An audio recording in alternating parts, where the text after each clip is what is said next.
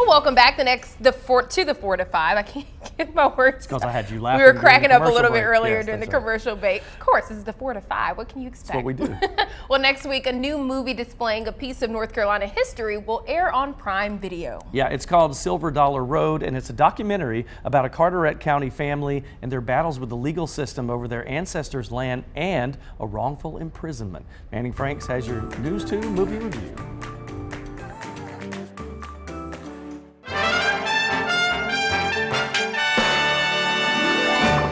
From movies filmed here, such as Are You There, God? It's Me, Margaret, to documentaries of subjects that live here, like Stay Prayed Up, North Carolina has a lot of versatility to offer in terms of locations and of stories, although not always for the best of reasons. North Carolina, like the United States as a whole, has a deep history of racism, inequality, and prejudice, one that it still grapples with to this day. One black family in Carteret County, North Carolina, who had their land taken away, know about that reality all too well. This is the documentary Silver Dollar Road. It was town, is what we always called it. Grandma's taking us to town. It was a beautiful memory until I became an adult and realized some of the things that happened that made me think this is not such a pretty place anymore. Based off of ProPublica's reporting from 2019, Silver Dollar Road chronicles the Reels family and the fight for their land. For generations following the Civil War, the waterfront property, known as Silver Dollar Road, has been a place of refuge for black families for years in North Carolina. Yet when land developers get into a legal battle and start harassing the family, with ultimately 2 of them being imprisoned, the Reels family must stand their ground to reclaim their land. It's a regular David versus Goliath as we, the viewer, are invited to follow and ultimately empathize with the Reels family on their quest to regain their land.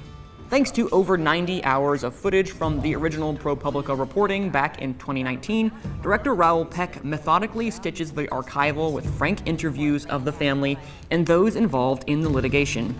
It tells their story, and ultimately the story of many similar families also left behind, with such care and admiration. Silver Dollar Road focuses less upon the technicalities of the issues at hand, and therefore doesn't get bogged down with numbers and laws and anything of that nature, and instead focuses on the Reels' humanity and their pursuit of justice. It stays in its lane, knowing full well that it's seeking to tell the real story, and for better or for worse, leaves the land-seeking developers as enigmatic boogeymen, products of a system broken and exploited at the expense of poor people, be they white, black, or brown. It's exquisite reporting from right here in our own backyard of North Carolina, and the numerous characters within this family really make this a genuinely touching, if straightforward, documentary. Silver Dollar Road truly is at its best when it invites the audience to take a seat with the Reels family on their secluded beach. I'm giving Silver Dollar Road a solid 2 approved. You can stream it only on Amazon Prime. In addition to reviewing Silver Dollar Road, I was able to have a quick chat with the Oscar-nominated documentarian Raoul Peck about his directorial process when it came to this film. In particular for this project is to put myself in the background, not to play the director, not to play the narrator. Once I made the choice, okay, Mammy, the matriarch, and Kim, the niece, are the 2 women who are going to tell the story. And they tell it well. I didn't have to coach, I didn't have to tell them anything. Those people have been fighting for decades. They grew into that story. So my job was not so much to tell it in their place. It was really let them tell it. Director.